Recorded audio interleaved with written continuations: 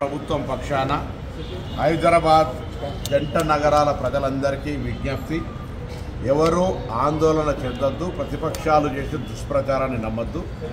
అర్హత కలిగిన ప్రతి ఒక్కరికి రేషన్ కార్డు ఇస్తాం. అర్హత కలిగిన వారందరికీ కూడా ఇందిరమ్మ ఇల్లు ఇస్తాం. స్థలం ఉన్న వాళ్ళనే సమాచారం సేకరిస్తుందనే ఆందోళన అవసరం లేదు. స్థలాలు అందరికీ అందుబాటులో హైదరాబాద్లో ఉండవు అనే అంశం కూడా ప్రభుత్వానికి తెలుసు. ఏ విధంగానైతే ప్రక్రియ కొనసాగాలో, అర్హత ప్రకారంగా ఏ విధంగా ఇవ్వాలో అన్నీ కూడా ప్రభుత్వం నిర్ణయం తీసుకుంటుంది. తప్పకుండా అర్హత కలిగిన హైదరాబాద్లో ఉన్నటువంటి అందరికీ రేషన్ కార్డు, ఇందిరమ్మ ఇల్లు ఇస్తాం.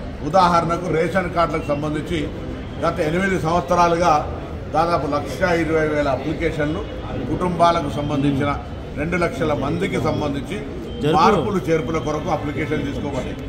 వాటిని వెరిఫికేషన్ చేసి కూడా 8-9 సంవత్సరాలుగా దాదాపు 80-90 వేల అప్లికేషన్ల నిర్ణయం తీసుకోలేకపోయింది.